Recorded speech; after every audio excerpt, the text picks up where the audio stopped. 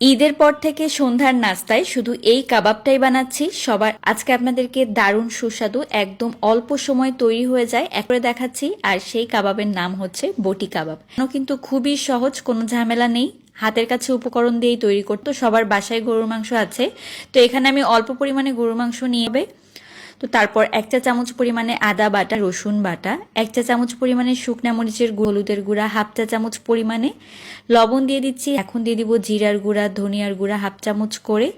তো আপনারা কিন্তু এরপর আমি এখানে দিয়ে দিচ্ছি তেল। তো তেলের পরিমাণ আমি এখানে দিয়েছি 2 টেবিল চামচ মতো। আর তো পেঁয়াজ কুচি দেওয়ার পরে সবকিছুকে হাতের সাহায্যে ভালোভাবে একটু মেখে নিচ্ছি। আর ভালোভাবে মাখানো হয়ে গেলে একটা প্রেসার কুকারের মধ্যে খুব অল্প পরিমাণে পানি দিয়ে এটাকে সেদ্ধ করতে দিব। পানি কিন্তু বেশি দিতে যাবেন না, যেহেতু এটা ঝোল থাকবে না, একদম শুকনা শুকনা হবে। আপনারা বুঝে এখানে পানিটা ব্যবহার করবেন।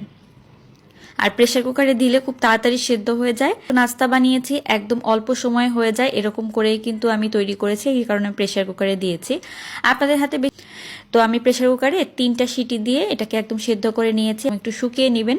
তো এরপর এটাকে একদম ঠান্ডা করে নেবেন, ফ্যানের নিচে রেখে। চামচ পরিমাণে দিয়ে দিচ্ছি চিলি ফ্লেক্স, আর তার সাথে 1 টেবিল চামচ পরিমাণে দিয়ে দিলাম। আর তার সাথে এখানে ধনিয়া দিয়ে দিচ্ছি। গোটা ধনিয়া আমি অর্ধেক করে নিয়েছি, মানে একটুখানি আধা ভাঙা করে নিয়েছি ব্লেন্ডারের মাধ্যমে। তারপর আমি এখানে ক্রিস্পি বেশি হয়, এই জন্য আমি কর্নফ্লাওয়ারটা ব্যবহার করছি। আর বেসনটা দিলে উপরের লেয়ারটা কিছুক্ষণ মুচমুচে থাকলেও পরে আবার নরম হয়ে যায়।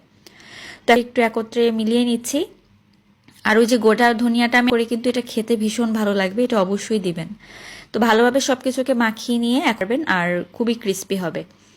তো তেলটা ভালো করে একটা ফ্রাই প্যানের মধ্যে নিয়ে তারপর আমি একটা একটা করে দিয়ে দিচ্ছি। এই কাবাবটা কিন্তু খুবই সহজ বানানো।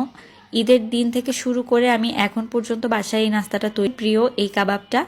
আপনারা এটা শুধু শুধু যেমন খেতে পারবেন, এছাড়া একটু পাতলা ডাল যদি করে নেন, ঝটপট করে তৈরি হয়ে যায়। আর এমন একটা কাবাব যেটা এমন কেউ নেই যে পছন্দ করে। পরিমাণে ভেজে নেবেন।